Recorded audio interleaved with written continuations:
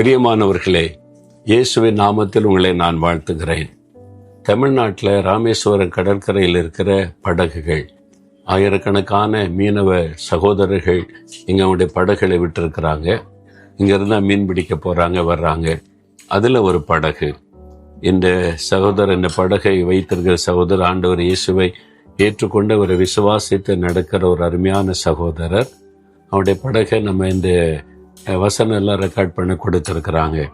இதில் தான் உட்காந்து அவங்க ஓட்டுறாங்க. இதை வச்சு தான் சுக்கான் அப்படின்னு சொல்கிறதில்ல, சின்ன சுக்கான். பெரிய கப்பலு கூட திருப்புன்னு யாக்கோபில் இருக்குது பார்த்தீங்களா? சின்ன படகு இப்படி இருக்கும், பெரிய கப்பலு கூட இந்த மாதிரி தான் இருக்கும். இதை வச்சு தான் அப்படியே திருப்புவாங்க. இந்த போட்டை ஓட்டுறவங்க இங்கிருந்து தான் ஓட்டி கொண்டு போவாங்க. பின்னால் வலைகள் எல்லாம் வச்சுருக்கிறாங்க. வலைகளை போட்டு மீன் பிடித்து கீழ்ப்பகுதியில் தான் மீன்களை சேர்த்து வைக்கிற இடம் இருக்குது. அங்கே ஐஸ் கட்டிகள் எல்லாம் வச்சுருப்பாங்க. மீனை பிடிச்சு உள்ளே வச்சு கரைக்கு வந்த பிறகு அதை பிரித்து எடுப்பாங்க. இதான் அவங்க செய்கிற ஒரு காரியம். கடலுக்குள்ளே போயிட்டு ராத்திரியெல்லாம் கண்ணு கட்டின தூரம் வரைக்கும் கடல் தான், தண்ணீர் தான். எந்த நேரம் என்ன ஆபத்து வரும் தெரியாது. ஆனால் ஒரு நம்பிக்கையோட இவங்க பிரயாணப்பட்டு போய் மீன் பிடிச்சிட்டு வர்றாங்க.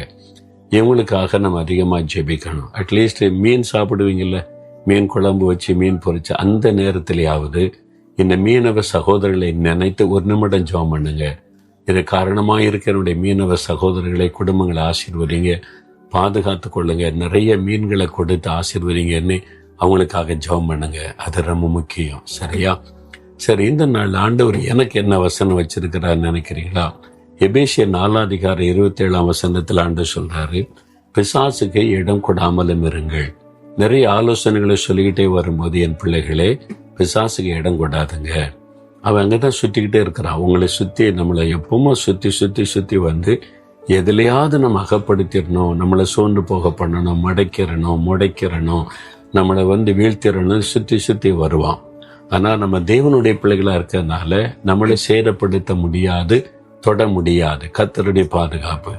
ஆனா நம்ம இடம் கொடுத்துட்டா அவன் உள்ள நுழைய முடியும். அதனால தான் ஆண்டு சொல்றார், நீங்க இடம் கூடாதுங்க என்று ஆண்டு சொல்றார்.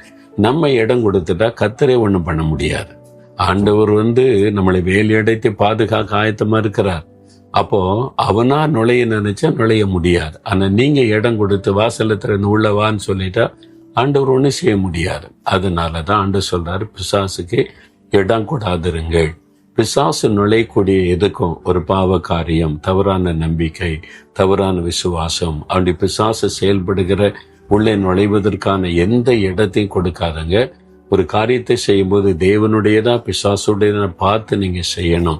உங்களுடைய தொழில, வியாபாரத்துல, வேலையில தவறான எந்த காரியத்துக்கு இடம் கொடுத்துடாதபடி, பிசாசுக்குரிய எந்த காரியத்துக்கு இடம் கொடாம கவனமா இருந்துட்டீங்கன்னா ஆண்டோடைய பாதுகாப்பு உண்டாயிருக்கும். சாத்தானால உங்களை ஒன்றும் பண்ண முடியாது. சுத்தி வருவா, உங்களை சேதப்படுத்த முடியாது. அவ்வளவுதான்.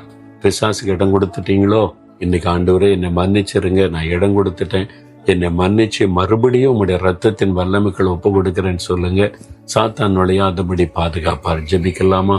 தகப்பனே, நீ கொடுத்த ஆலோசனைக்காய் ஸ்தோத்திரம். எங்களுடைய மீனவ சகோதரர்களுக்காக ஜெபிக்கிறோம். அவளையும் அவருடைய தொழிலையும் ஆசீர்வதித்து பெருக பண்ணும், குடும்பத்தை ஆசீர்வதியும். மீன் வளங்கள் கடல்ல பெருகட்டும், அவளுக்கு திரளான மீன்கள் கிடைக்கட்டும் என்று ஜெபிக்கிறோம். நாங்களும் பிசாசுக்கு இடம் கொடுக்காதபடி ஒரு வாழ்க்கை வாழ எங்களை, என் குடும்பத்தை நான் ஒப்பு கொடுக்கிறேன். இயேசுவின் நாமத்தில் ஜெபிக்கிறோம். ஆமேன், ஆமேன்.